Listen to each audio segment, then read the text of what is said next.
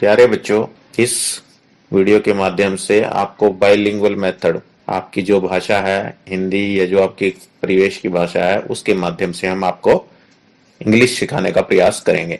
Poem का नाम है एबीसीडी सॉन्ग। सबसे पहले आप बच्चों देखिए, आपको चित्र में यहाँ पर क्या क्या नजर आ रहा है। ठीक है बच्चों, आपने सही पहचाना, ये लॉयन है। आपने सही से पहचाना कि ये एलिफेंट है, और ये पैरेट जो आप पिछली कक्षाओं में पढ़ चुके हैं, तोता बोलते हैं हम इसको। और ये जग है, ये अम्ब्रेला है, और ये काइट है। तो आप बच्चे इसमें लायन किससे लिखते हैं, आप यहाँ पर लिखेंगे लायन एल से लिखते हैं, एलिफेंट ई से लिखा जाता है, और पैरेट को हम पी से लिखते हैं। इसी तरह से जे को हम जग्स को हम जे से लिखते हैं, तो यहाँ पे जे लिखेंगे। और इस सर्कल के अंदर ये अम्ब्रेला हम किससे लिखते हैं, यू से, तो यू लिखा जाएगा। और काइट को हम किससे लिखते हैं, के, तो यहाँ पर हम के लिखेंगे। आइए चलो बच्चों, अब शुरू करते हैं हम। तो सभी बच्चे पहले एक बार मुझे ध्यान से सुनेंगे, और उसके बाद पीछे पीछे मेरे ये पोएम दोहराएंगे। A B C D E, a clean world is the place for me. F G H I J, that's the way we want it to stay. K L M N O, make it dirty, no, no, no. PQRST, pick up all the trash you see. UVWXYZ, keep it clean for you and me. बच्चों, हमने ये poem पढ़ी, इसमें आपने देखा ABCD जो आप पहली कक्षा में पढ़ चुके हैं वो सभी अक्षर आया। अब हमने यहाँ पर Z को Z बोला, Z को Z भी प्रोनाउंस किया जाता है, ये आपको पहले बताया जा चुका है। अब इसमें कुछ वर्ड आए हैं, कुछ शब्द आए हैं, उन पर एक इनका अर्थ समझा दिया जाता है। ए clean world is the place for me. Clean का अर्थ होता है साफ, वर्ल्ड का अर्थ होता है संसार, और प्लेस का अर्थ है जगह। इज को हम हेल्पिंग वर्ब के तौर पर है के लिए इस्तेमाल करते हैं, और फॉर के लिए me. A clean world is the place for me, मतलब ये जो साफ संसार है ये मेरे लिए जगह है, एक रहने की जगह है। FGHIJ, that's the way we want it to stay. Stay का मतलब होता है रहना, वांट का मतलब होता है चाहना, और वे रास्ता। तो दैट्स द वे, यही एक तरीका है we want it to stay, कि ताकि हम इस धरती पर रह सकें। क्योंकि जो साफ सुथरा रखेंगे हम अपनी जगह को, अपनी दुनिया को, तभी हम वहां पर रहने लायक उसको बना सकते हैं। उसके बाद अगली पंक्ति है KLMNO, make it dirty, no no no. अर्थात मेक का अर्थ होता है बनाना या करना, ठीक है। इट, इसे, डर्टी का अर्थ है गंदा, तो हमें इसे गंदा करना चाहिए। ये एक प्रश्न है आपके, क्या हमें इसे गंदा करना चाहिए? तो इसका आंसर है नो नो नो, नहीं नहीं नहीं। उसके बाद है PQRST, पिकअप। पिकअप ये एक फ्रेजल वर्ड है, जब ये दोनों इकट्ठे आते हैं पिक के बाद अप, तो पिकअप का अर्थ होता है उठाना। तो पिकअप ऑल, ऑल मीन्स सभी। द ट्रैश, ट्रैश का अर्थ होता है कूड़ा कचरा कबाड़ जिसको हम बोलते हैं। यूसी, यूसी मतलब, सी का मतलब होता है देखना। तो ऑल द ट्रैश, जहां भी कहीं आपको कचरा दिखाई देता है, जो भी कचरा आपको दिखाई देता है उसको उठाना है। UVWXYZ, keep it clean for you and me. और कीप का मतलब होता है रखना, इट क्लीन, ठीक है। इसे, क्लीन मतलब साफ, फॉर यू अपने लिए, तुम्हारे लिए, एंड मी मेरे लिए। और क्योंकि जब हम अपनी जिम्मेवारियों को समझेंगे और अपने आसपास की जगहों को साफ सुथरा रखेंगे, जहां पर भी हमें ट्रैशेस दिखते हैं उन ट्रैशेस को उठाकर हम प्रॉपर, एक जो जगह होती है, एक बॉक्स होता है जिसको हम डस्टबिन कहते हैं, ये आप देख सकते हैं येलो कलर में इसमें डस्टबिन दिखाया हुआ है। तो इस तरह से हम डस्टबिन में डालेंगे, तो तब हमारा ये दुनिया साफ रहेगी। तो ये देखिए बच्चा किस तरह से ये मेहनत कर रहे हैं, ये सफाई कर रहे हैं, बिल्कुल हमें सीखना चाहिए। ये देखिए, ये एक लड़का है, ये गंदा लड़का है, और ये बिल्कुल बनाना के जो पील्स होते हैं, छिलके होते हैं, उनको ये फेंक रहा है रोड पर। तो ये बहुत ही गलत बात है, तो आप लोगों ने ऐसा नहीं करना है। अब एक बार हम इस पोएम को दोबारा से पढ़ते हैं। ABCDE, A clean world is the place for me. FGHIJ, that's the way we want it to stay. KLMNO, make it dirty, no, no, no. PQRST, pick up all the trash you see. UVWXYZ, keep it clean for you and me. तो बच्चों अब हम exercise में आगे बढ़ते हैं। इसमें words meaning है, ये हम करा चुके हैं। अभी अभी हमने बताया आपको वर्ल्ड, वर्ल्ड का अर्थ होता है संसार। तो वर्ल्ड का क्या अर्थ है? संसार। डर्टी, डर्टी का अर्थ होता है गंदा। तो डर्टी का अर्थ होता है गंदा है। और उसके बाद वे का अर्थ होता है तरीका या रास्ता भी कह सकते हैं। तो तरीका, तो तरीका। ट्रैश, ट्रैश का अर्थ होता है कचरा, या जो हमारा कबाड़ होता है उसको हम ट्रैश बोलते हैं। तो कचरा, ट्रैश। तो आइए बच्चों आगे बढ़ते हैं एक्सरसाइज में। अब ये देखिए आपके लिए एक्सरसाइज है, यहाँ पर अल्फाबेट लिखे हुए हैं ए से लेकर जेड तक, लेकिन आप ध्यान से देखेंगे बीच में कुछ अल्फाबेट मिसिंग है, यहाँ से उनको छोड़ दिया गया है। आपने क्या करना है, उनके जगह पर यहाँ पर एक लाइन लगा दी गई है। आपने ये मिसिंग जो अल्फाबेट लेटर हैं वो आपने यहाँ पर लगाकर इस सीक्वेंस को, जो ये क्रम है इनका अल्फाबेट्स का, इसको पूरा करना है। तो आप देखिए ए, बी और बी के बाद क्या आता है बच्चों? सी। तो यहाँ पर आप क्या लिख देंगे? सी लिख देंगे। और सी के बाद आता है डी, डी के बाद ई, और ये सभी अल्फाबेट्स कैपिटल लेटर्स में है इसलिए आप कैपिटल लेटर्स में ही लिखेंगे।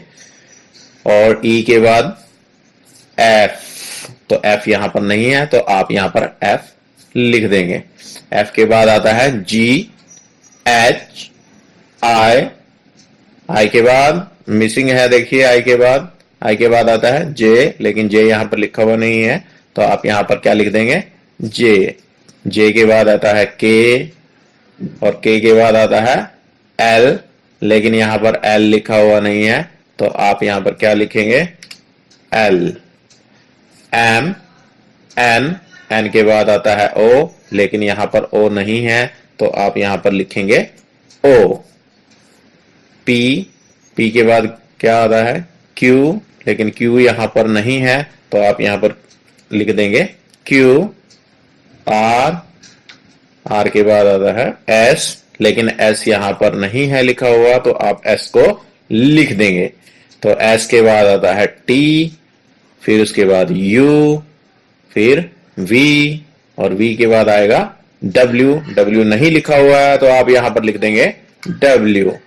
और डब्ल्यू के बाद आता है एक्स, तो एक्स यहां पर लिखा हुआ नहीं है तो आप यहां पर लिख देंगे एक्स। फिर वाई, जेड, और इस तरह से हमारा जो ये अल्फाबेट है कैपिटल लेटर्स का ए टू जेड, तो इसका हमने एक सीक्वेंस पूरा कर दिया है। तो आइए अब बच्चों एक्सरसाइज में आगे बढ़ते हैं और देखते हैं।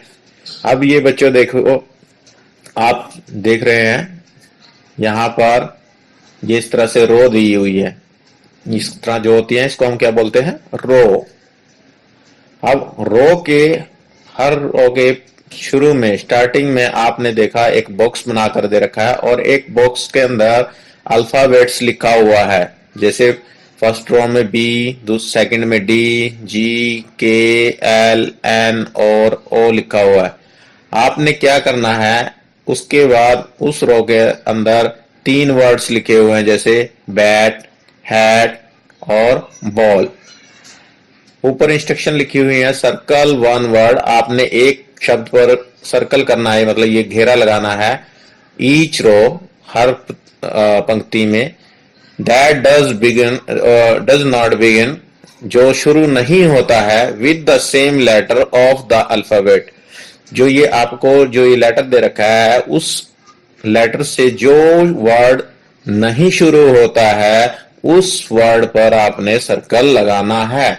1 has been done for you, एक आपको करके दिखा रखा है। आपको ये क्या हुआ है? बी, बी से ये देखो बैट लिखा हुआ है, इसका पहला लेटर बी है, तो इसलिए हम इसको सर्कल नहीं करेंगे।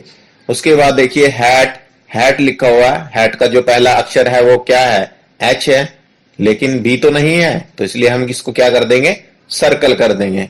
अब आगे देखिए, बॉल लिखा हुआ है, बॉल का पहला लेटर क्या है, बी, और यहां पर बी है, तो इसलिए इसको सर्कल नहीं करेंगे, इसको छोड़ देंगे। अब इसी तरह से आप सेकंड रो में आ जाइए, यहां पर डी है, तो यहां पर लिखा हुआ है CAT, कैट, तो यहां पर इसका पहला लेटर सी है और ये डी है, तो डी से शुरू नहीं है, तो इसलिए हम इसको क्या कर देंगे, सर्कल कर देंगे। तो कैट को हम सर्कल कर देंगे। आगे डी फॉर डॉग, तो इसलिए इसको छोड़ देंगे, डी डक, इसको भी छोड़ देंगे। उसके बाद है जी।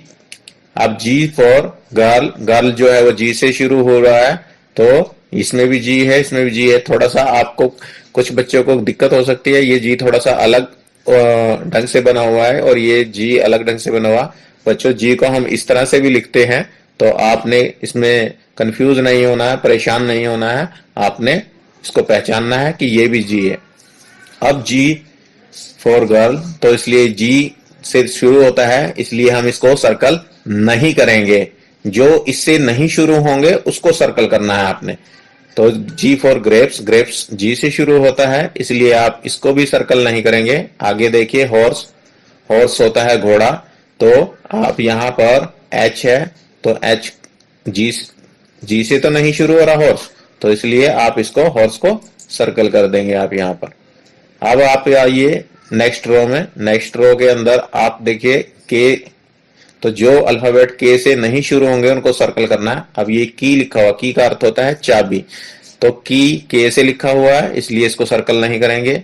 फिर उसके बाद काइट, काइट मीन्स पतंग होता है, पतंग को हम काइट बोलते हैं, तो यहाँ ये के से शुरू हो रहा है, बिगन्स हो रहा है, तो इसलिए हम इसको भी सर्कल नहीं करेंगे। आगे है जग, जग का आपको पता ही है, तो जग जे से शुरू है, तो इसलिए हम इसको सर्कल कर देंगे। उसके बाद नेक्स्ट रो पे आते हैं, यहाँ पर एल लिखा हुआ है, तो स्मॉल एल है।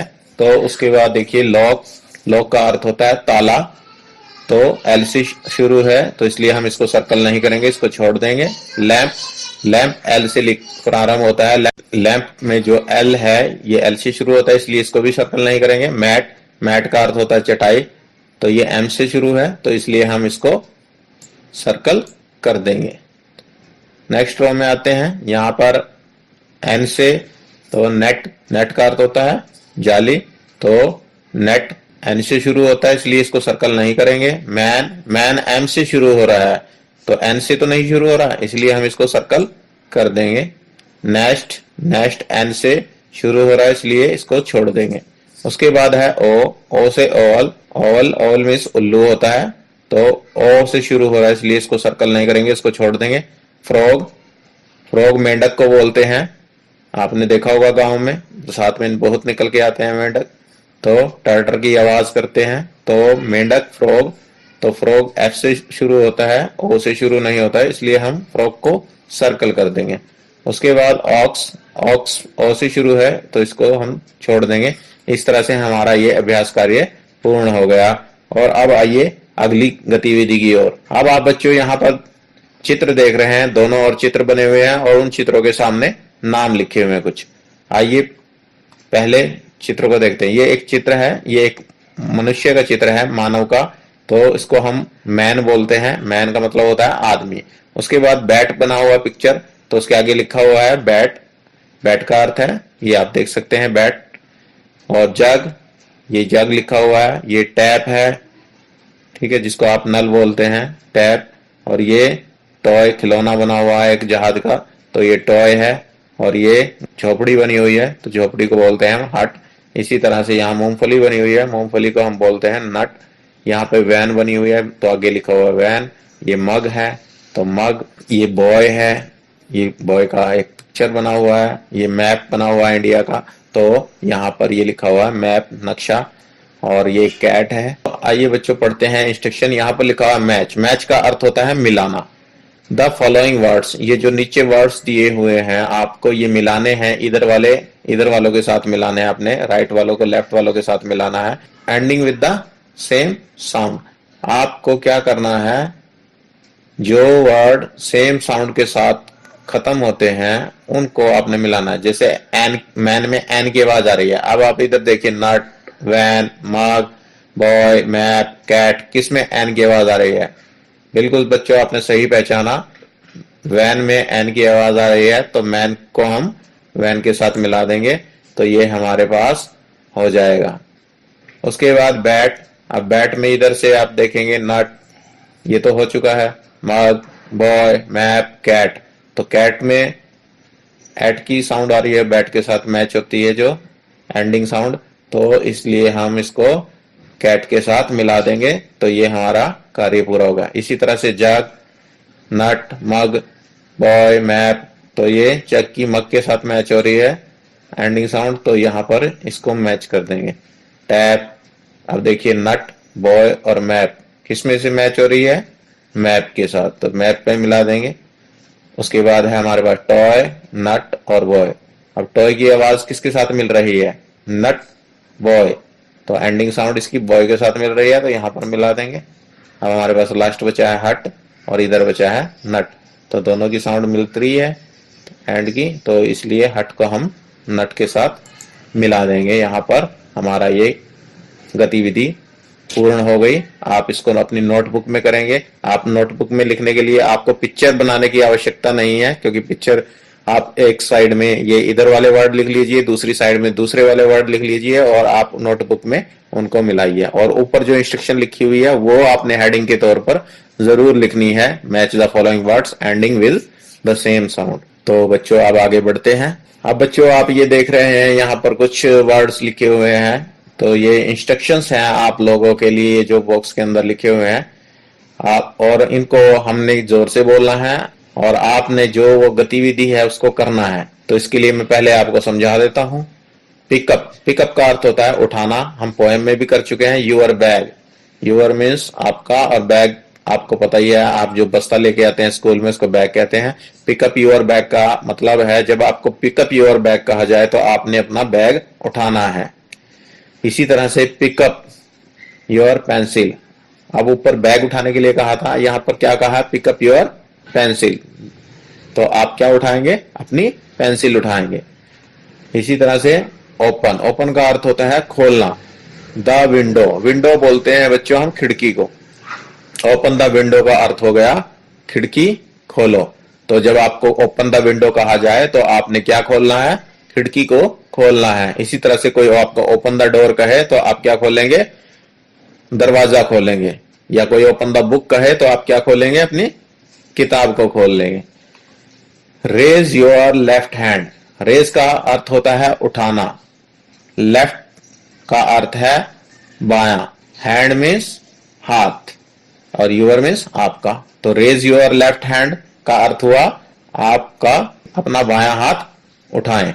तो रेज योर हैंड का अर्थ हुआ अपना बायां हाथ उठाएं। तो आप जब आपको कोई रेज योर लेफ्ट हैंड कहे तो आप अपना बायां हाथ उठाएंगे, कोई आपको रेज योर राइट हैंड कहे तो आप अपना दायां हाथ उठाएंगे, और आपको खाली रेज योर हैंड कहा जाए तो आप सिर्फ अपना कोई भी हाथ उठा सकते हैं। स्टैंड अप, स्टैंड अप का अर्थ होता है खड़े हो जाओ। जब आपको खड़े होने के लिए कहा जाए तो आपको बोला जाएगा stand up. Sit down, sit down का अर्थ होता है बैठ जाओ, तो आप नीचे बैठ जाएंगे जब आपको ये सिट डाउन कहा जाए, कमांड की जाए। इसी तरह से right A on the black board, right का अर्थ होता है लिखना। ए जो अल्फाबेट है वो आपको लिखना है। On the black board, on मतलब पर, the black board, black board का अर्थ है जो श्याम पट आपकी कक्षा में लगा हुआ है। Right A on black board, तो आपने ब्लैक बोर्ड पर क्या लिखना है? ए, क्या लिखना है? ए। अगर जो आपको कहा जाए write cat on the black board, inverted commas में लगा दिया आपको, तो आप क्या लिखेंगे बोर्ड पर? कैट। ठीक है, आप इस बच्चों इस चीज को आपने ध्यान रखना है। Put your pencil into your box, put का अर्थ होता है डालना, योर पेंसिल अपनी पेंसिल, इनटू किसी चीज के अंदर, योर बैग अपने बैग में। Put your pencil into your bag का मतलब हुआ कि अपनी पेंसिल को अपने बैग में या थैले में रख लो या डाल लो। तो इसी तरह से अगर जो कोई कहे put your book in your bag, अपनी किताब को अपने बैग में डाल लो, तो आपने ये कार्य करना है। ओपन योर बुक, ये हम ऊपर कर चुके हैं, जब आपको कहा जाए आपने किताब खोलनी है। कम हेयर, जब आपको कोई कम हेयर कहता है तो जो आपको कम हेयर कहता है आपने उसके पास जाना होता है, वो आपको बुला रहा है, भाई यहां आओ। हेयर का मीन्स यहां, कम मीन्स आओ, तो यहां आओ, वो अपने पास बुला रहा है। Take out your pencil box from your bag, take out का अर्थ होता है निकालना। Your pencil box, pencil box जिसको आप ज्योमेट्री बॉक्स बोलते हैं, वो उसकी बात हो रही है। फ्रॉम योर बैग, अपने बैग से, फ्रॉम मीन्स से, तो take out your pencil box from your bag, जब आपको ये बोला जाए तो आपने अपने बैग से क्या निकालना है, पेंसिल बॉक्स निकालना है। इसी तरह से आपको कोई कमांड करे कि take out your book from your bag, तो आप अपने बैग से क्या निकाल लेंगे, बुक निकाल लेंगे। और बुक के साथ इंग्लिश की बुक बोल सकते हैं तो इंग्लिश की बुक निकाल लेंगे। इसी तरह से कोई बोले आपको take out your English notebook from your bag, तो आप अपनी इंग्लिश की नोटबुक अपने बैग से बाहर निकाल लेंगे। आइए बच्चों, अब आगे देखते हैं एक्सरसाइज में। ये लिखने का अभ्यास करना है आप सभी बच्चों ने अपनी नोटबुक में, इंग्लिश की जो नोटबुक होती है उसमें इसको राइट करना है। आप देखिए इंग्लिश की नोटबुक में आपकी 4 लाइंस बनी होती हैं, तो 4 लाइंस नोटबुक होती है, तो ये आपने जो लेटर हैं ये बिल्कुल लाइनों के अनुसार इसी तरह से आपने अपनी नोटबुक में लिखकर उनका अभ्यास करना है। इस अभ्यास को करने के बाद ये कार्य आपने अपने अध्यापकों को चेक कराना है। वीडियो को देखने के लिए आप सभी का धन्यवाद।